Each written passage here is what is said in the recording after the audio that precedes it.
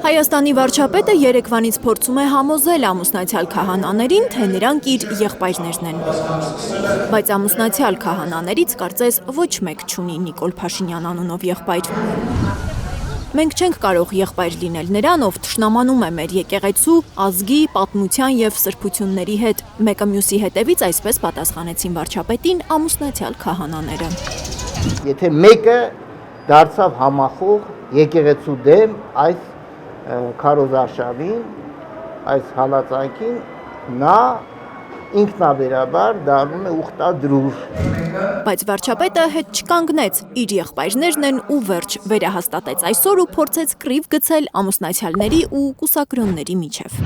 Եթե դուք էլ զավակ ունեք Կտրիչ Ներսիսյանն էլ, ինչու նա եկեղեցում ավելի բարձր կարգավիճակ ունի, քան դուք։ Այն պարագայում, երբ նա խաբում է ժողովրդին ու Աստծուն, իսկ դուք ոչ։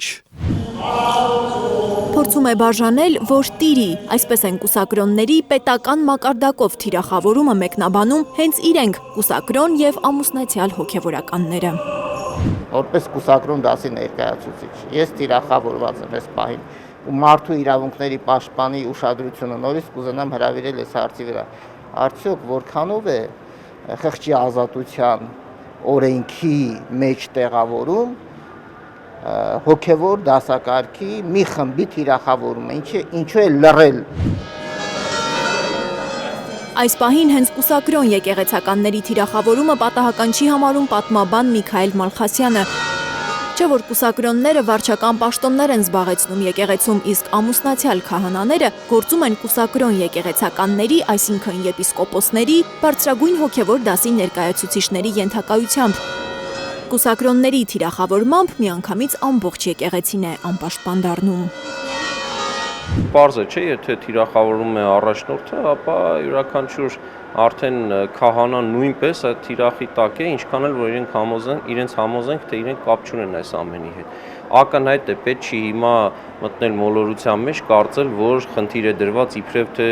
առանձին ինչ-որ կուսակրոն հոգևորականների թիրախալու։ Շատ պարզ թիրախավորվում է ամբողջ եկեղեցին։ Պատմաբանն իր մասնագիտական գործունեության մեջ երբեք չէր պատկերացնի, որ կգա մի օր, երբ ստիպված կլինի համաժողով կազմակերպել հիմնավորելու եկեղեցու դերը հայոց պետականության պահպանման գործում։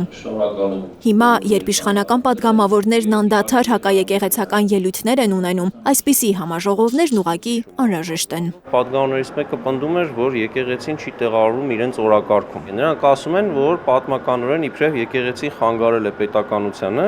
և կարելի է հիմա արդեն իբրև երրորդ ինքնիշխան հանրապետություն ունենալու պարագայում եկեղեցի չունենալ, կամ դա պիտի լինի երրորդ հանրապետության եկեղեցին, որը կապ չունի դրսի հետ, այսինքն Սփյուռքում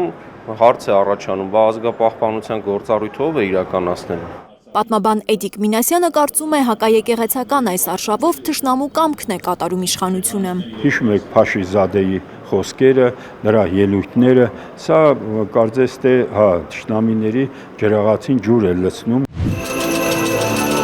Իսկ ինչ պետք է անի սովորական քրիստոնյա հայը եկեղեցին պաշտպանելու համար։ Պատմաբաններն առաջարկում են ավելի հաճախ գնալ պատարակների։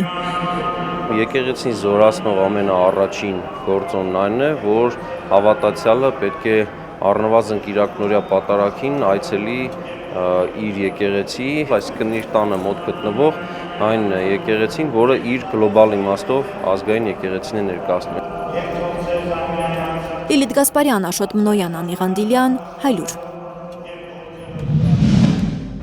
Հայաստանում ու աշխարհում տեղի ունեցող իրադարձությունների մասին առաջինն իմանալու համար բաժանորդագրվեք մեր ալիքին, սեղմեք զանգակը, որ բաց չթողնեք ամենահրատապը, կարևորն ու հետաքրքիրը։